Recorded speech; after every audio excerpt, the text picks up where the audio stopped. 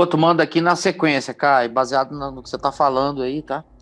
Fala assim, Caio, então, Caio, de acordo com a cultura dos tempos de hoje, podemos entender que a homossexualidade, a bissexualidade, o poliamor, os casamentos abertos e as demais manifestações dessa nova geração pode não ser consideradas, então, assim, obras da carne? Depende. A pergunta que você fez só pode ser feita por alguém que nunca me ouviu na vida. Do contrário, eu vou pensar que você está querendo me jogar numa pegadinha. Porque todo mundo que me ouve há anos e anos e anos sabe que eu não trato a homossexualidade como os religiosos tratam, que eu não trato as prostitutas como os religiosos tratam, eu trato a prostituição, que em geral é feita pelo homem. A prostituta é a prestadora de um serviço para ela comer, beber, se alimentar e não morrer. Mas a maioria delas detesta o que faz. A prostituição é um fenômeno masculino, antes de tudo. Por isso, Jesus era amigo de prostitutas, de meretrizes. Porque ele conhecia o drama da angústia daquelas mulheres. Agora, o que ele pede ao Pai é que nós não nos retiremos da nossa geração, mas que nós sejamos livres do mal da nossa geração.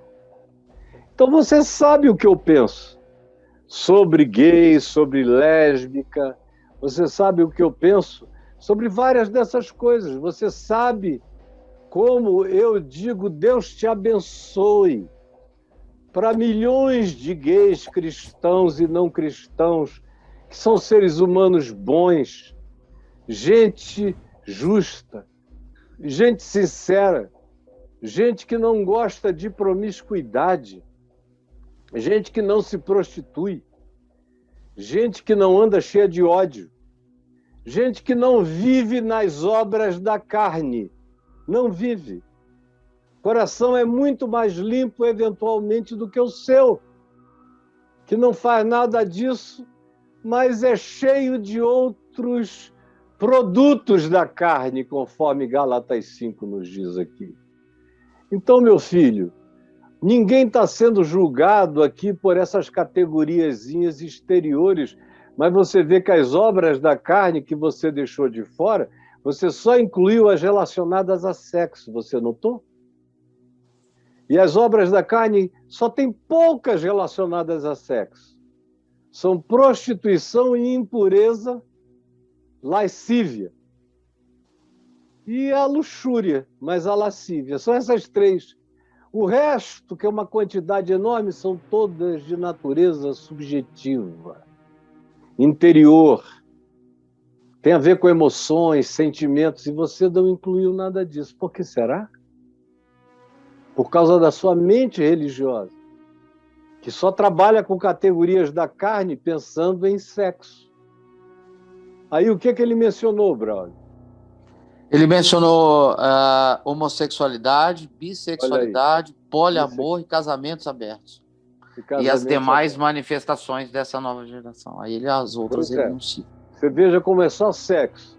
Ele não falou de inimizades, ele não falou de dissensões, ele não falou de facções, ele não falou de ódios, ele não falou de ciúmes, ele não falou de invejas, ele não falou de acumulações, ele não falou de glutonarias, ele não falou de lascívia, que não necessariamente faz coisa alguma, mas baba de desejo.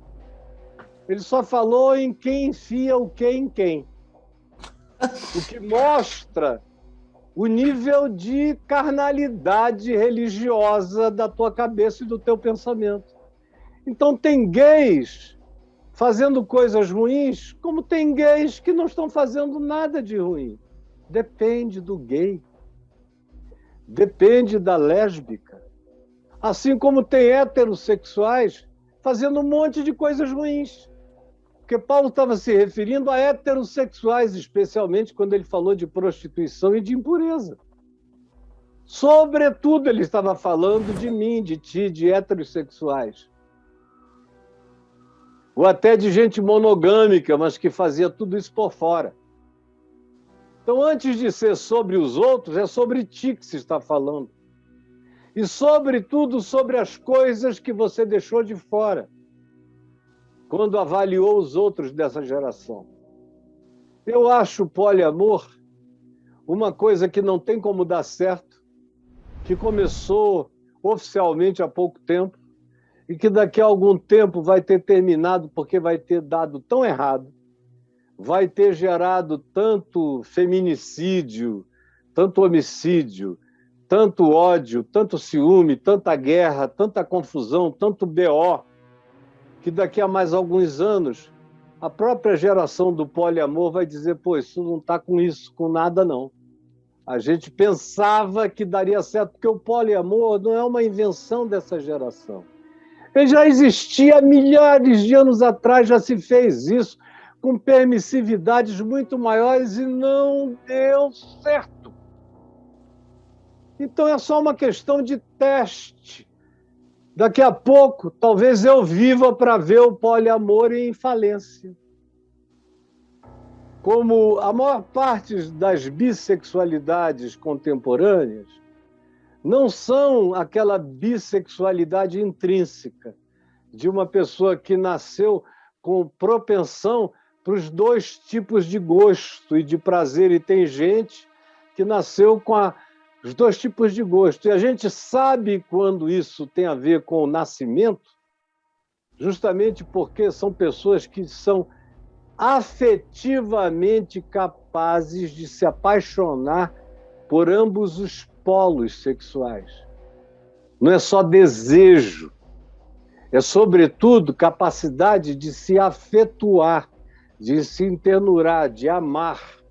Isso é o que faz toda a diferença. Não é só relação objetica. Não é objetica a relação, é relação afetiva. Isso muda tudo quando tem afeto envolvido e quando tem exclusividade dedicada. A pessoa pode ter propensão por um lado ou pelo outro, mas pelo lado que pender, ela vai ficar ali porque ali ficou o seu afeto. Pelo menos nesse tempo, nessa hora, nessa experiência, que a pessoa não chega querendo que seja passageira, mas na maioria das vezes chega querendo que dure.